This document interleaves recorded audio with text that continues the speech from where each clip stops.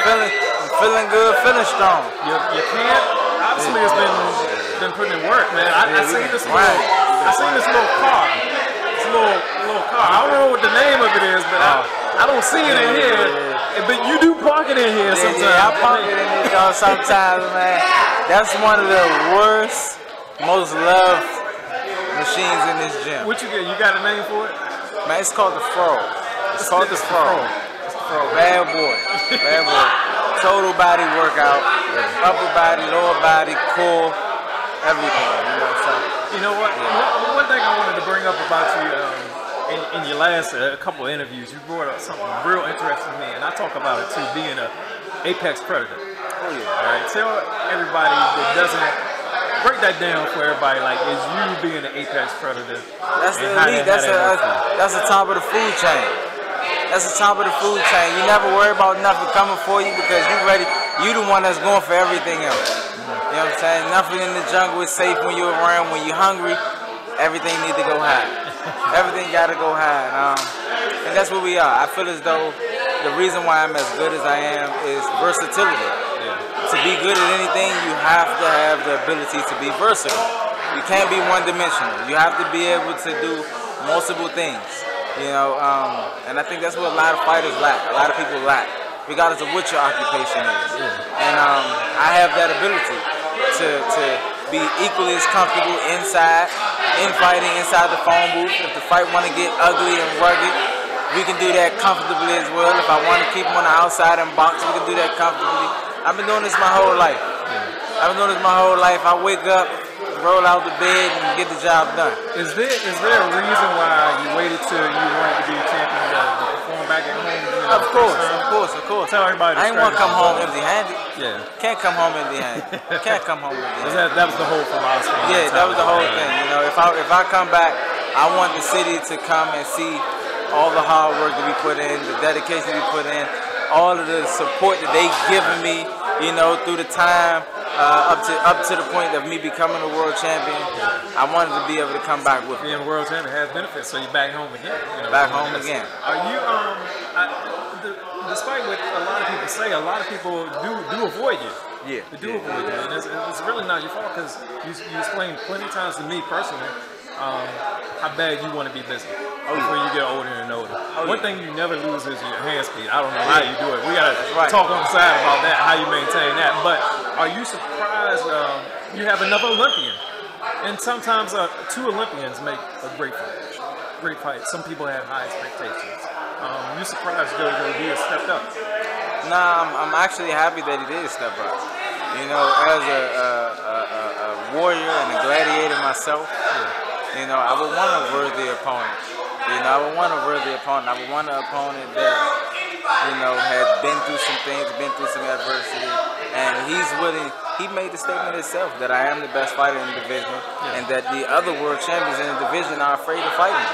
You know, so I take my hat off to him, and I admire him as a fellow gladiator. You know, who I share the field of battle with.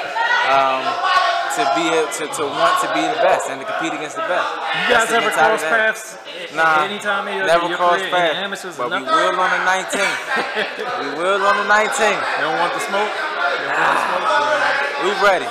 Okay. We ready. Is there some kind of special attire you're going to put out? You know, you've been dedicated to giving back to your heritage, showing people like the African and stuff and like that. Recently, Damon Jacobs did it. I'm not sure if you saw. I mean, a lot of people been piggybacking off of what I do. You know what I'm saying? But it's cool. It's not just for me. It's for everybody. It's for everybody. It's for everybody. Can we expect to see that again? Of course. You know, I always play true to my heritage. You know, that's where I draw all my energy from. That's where I get my energy from. That's where everything comes from. You know, so I definitely appreciate that, and I always have to honor that whenever I do compete.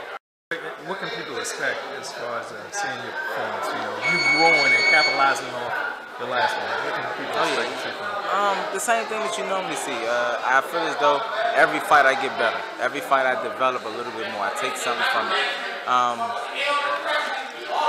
Hand speed, punching power, smarts, power. Right. Definitely. I see It just seems like you very much, you get strong as you get older and develop. Yeah, and the but thing still is, able to maintain the thing is this. In the amateurs, I was known as a boxer puncher. I was knocking these guys out, but I started hurting my hands early in my professional career. So it got to a point where I was so much better than these guys that I didn't have to hit them hard to win a fight. You know, and that's when I became the fighter with the fastest hands in the sport of boxing.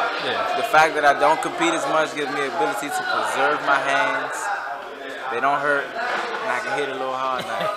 You know, so real real quick before I let you get back to your family, man. You always acknowledge, like you said, being from your area, giving back to the community and everything. You mentioned previously you're not surprised by champions like Javante from the area, Jerry Hurd, getting straps.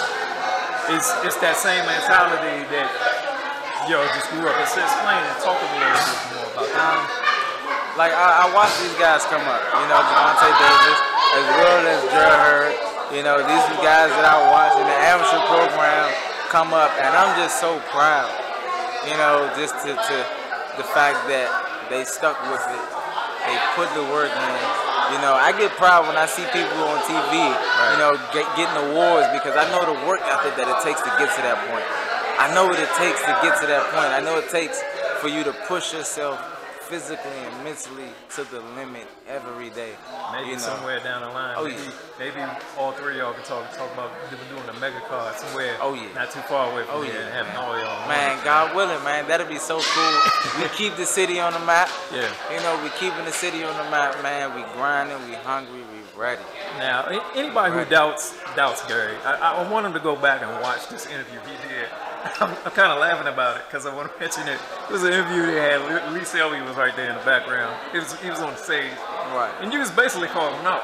He was basically right there. And he's just like, he's not giving nothing back to you, man. None of the other world champions. And you got to understand, even the managers and promoters, we get paid based upon our ability to produce. That's why you always stress business. That's to produce. That's why you understand the concept of business now. A lot of these managers and promoters that invested a lot of money into some of these fighters, it's not a good business investment for their fighters to get in the ring with Mr. Gary Russell Jr. because it's very difficult for them to produce. So you the fans have to understand that concept. So it is what it is. Life is full of obstacles. We're gonna keep pushing, running, and jumping over them. Okay, man. Tell everybody where they can get the Gary Russell t-shirts and all that stuff. Oh, man. You got to go holler at my PR about that. I'm on my grind. If you want to follow me, though, you can follow me on Instagram at Mr. Gary Russell Jr. Okay, man. Appreciate your time. Man, all the best to you. Appreciate you, man.